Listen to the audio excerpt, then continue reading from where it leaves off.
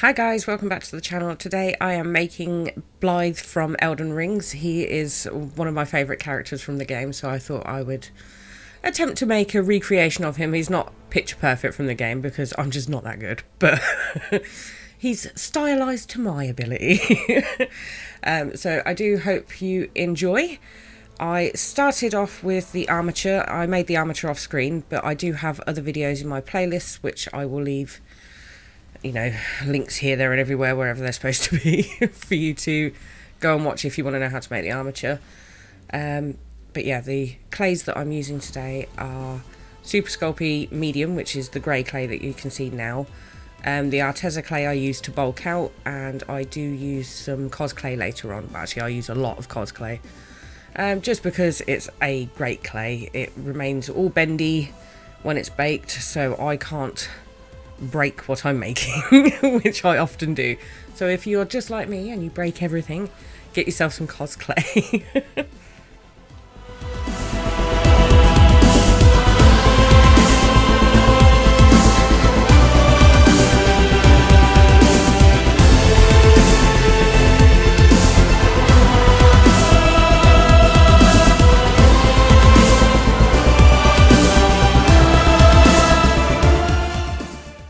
You might have noticed that I haven't really put a lot of definition into his body, and that is purely because I am going to be layering up loads and loads of armour onto him, so I don't want him to be really bulky. Also, you might have noticed that I haven't done a great deal on the back side of him, and that's purely because he's going to have a huge cape, and so you're not going to see the back. So I didn't want to waste time, effort or clay into doing something that I'm just going to hide with more clay later. So yeah, it's the only reason that I haven't done it. It's the same with his left arm, not his right arm if you're looking at it.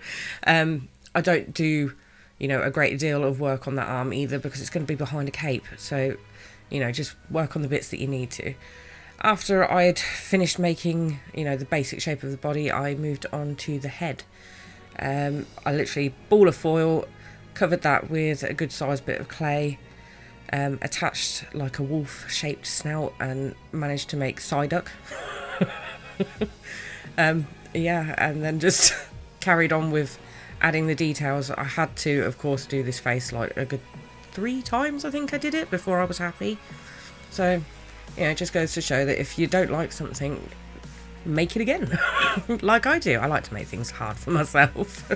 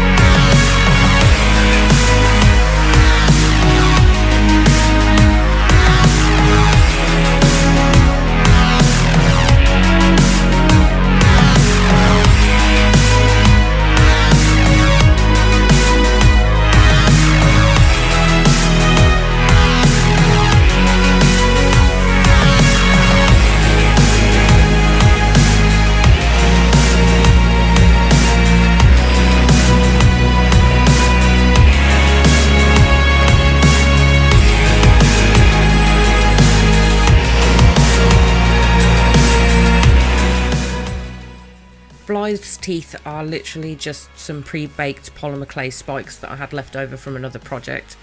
I strongly suggest that you pre-bake your teeth before you use them in a sculpture, only because it's so small and you will smush them when you're trying to put them in. So yeah, just use pre-baked clay.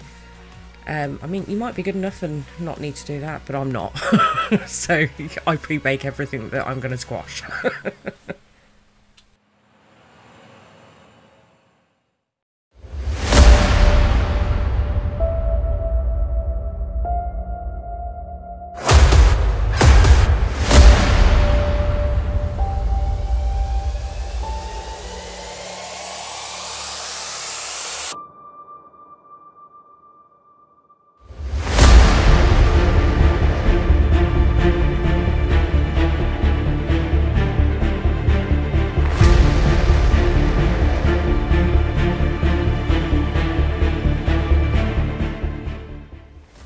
I started to add all the fur details to Blaidd's face, but then typical me got bored kind of halfway. So for the majority of this video, he's just going to have a half furred face because I decided I didn't want to do that and I moved on to something else. So there is no particular reason why he only has half fur other than I didn't want to do it.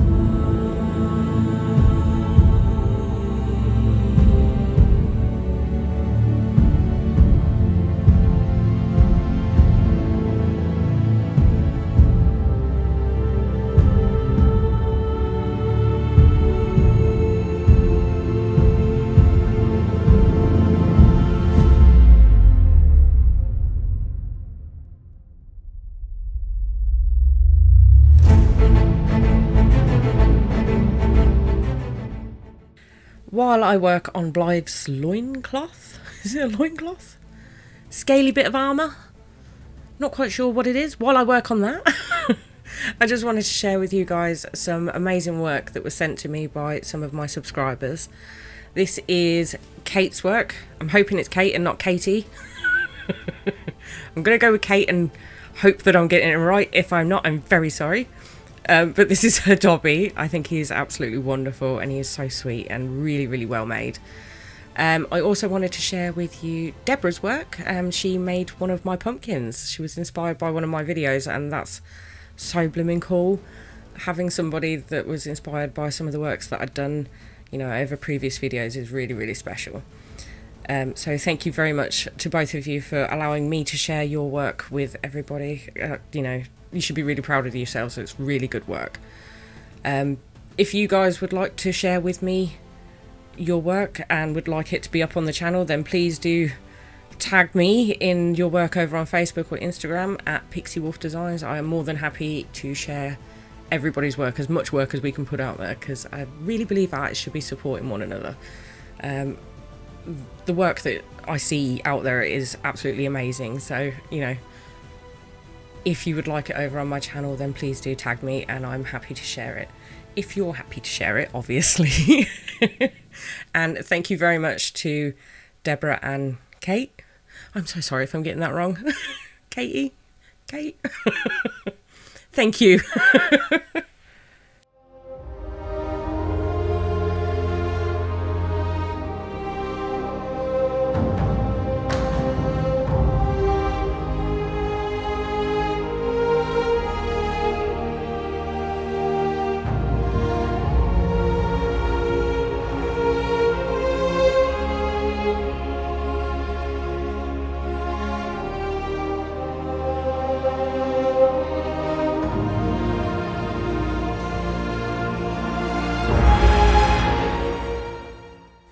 To give a little bit of support for the armour that's going around the hips, I have no idea what it's called, hip armour, leg armour, that armour.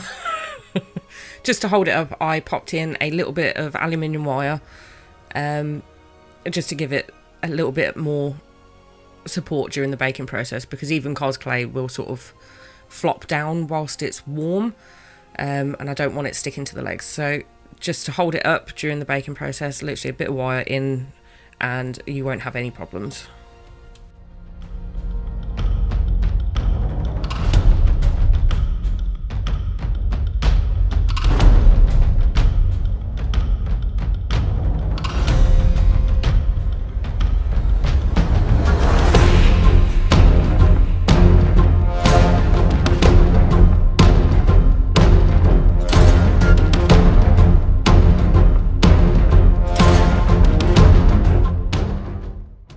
Blaidd has like this ridiculously large sword, so instead of using wire to try and stabilise the sword on the inside, I decided to use a bamboo skewer.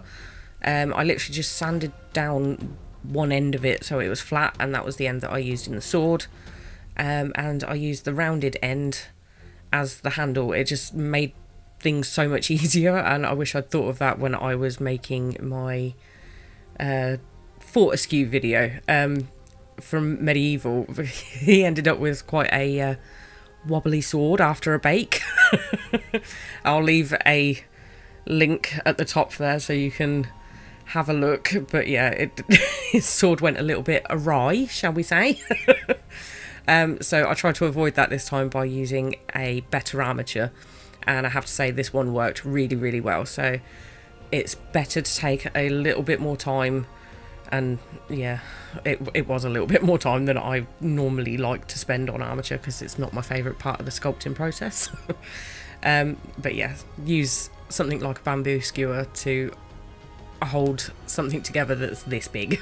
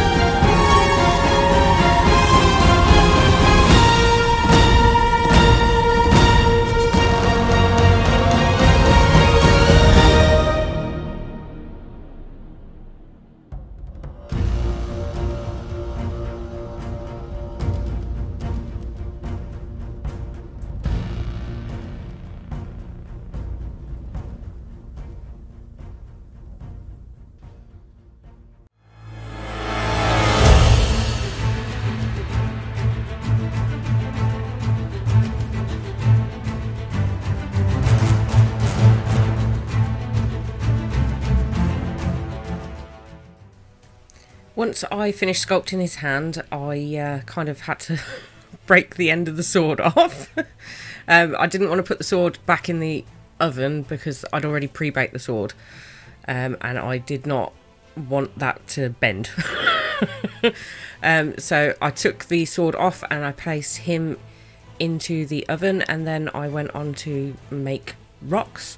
To do that, I literally made a mould out of tin foil just by screwing up the tin foil and then turning it into a bowl of foil.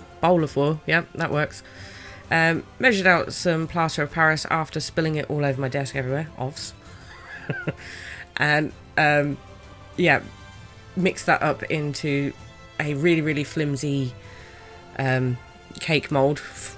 For cleaning purposes, I thought that would be much easier to clean if I did it in a silicone cake mould, but it just turned out to be really awkward trying to pour it into my rock mould. At the time I thought it was a clever idea, but it just turned out to be one more thing that make it difficult for myself. But it works out really well when you leave it for like an hour or so. Plaster of Paris dries really quick. Take it out of the foil and then just sort of smash it up and you've got like perfect rocks. It's really simple. I don't even know where I got this little hammer from, but I found it in my drawer and it was really useful for smashing stuff with.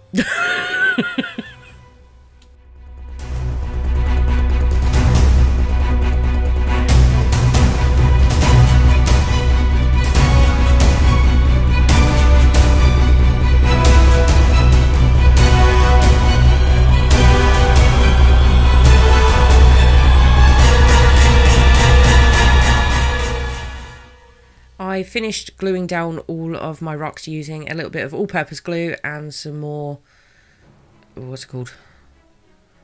Plaster of Paris. I used some more of that. I went on to painting. I literally just used my usual paints, my arteza and pebeo, I think that's what they're called. So yeah, please sit back, enjoy a little bit of music and the painting montage, and I will be back nearer the end.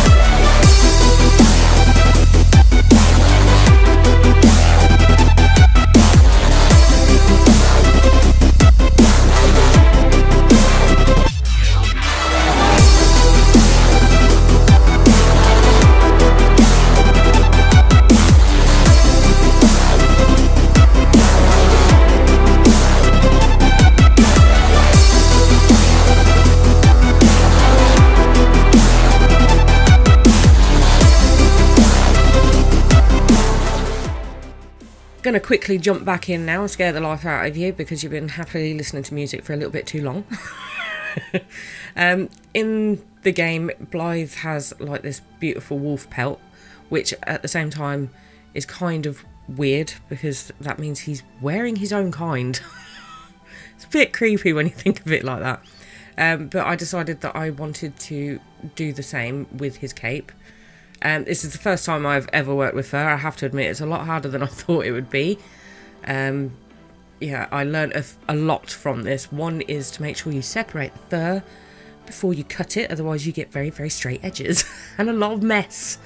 So yeah, don't crucify me for my terrible furring skills. But yeah, I wanted it to be as close as I could get to the game. I would also like to make sure that you all understand that this is fake fur. There was no wolves harmed in the making of this video. After that, I just went on to add a load of greenery around his feet because the scenery in the game is absolutely stunning. And yeah, then he was done. So if you liked this video, then please do take a minute to like. If you're new, then please do subscribe, because all the subscribers I can get helps this channel grow, and the more time and effort I can really put into it. And for the subscribers that are, you know, still around, thank you so much. And don't forget, if you want to share your work with me, then please do over at Pixie Wolf Designs on Facebook.